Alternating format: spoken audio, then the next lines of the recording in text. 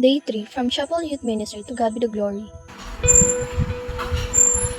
Dear brothers and sisters, do you have a voice in your fields, reading the Gospel, according to Saint Matthew? Jesus told the crowds all these things in parables. He told a parable, he told them nothing. This was to fulfill what had been spoken through the prophet. I will open my mouth to speak in parables.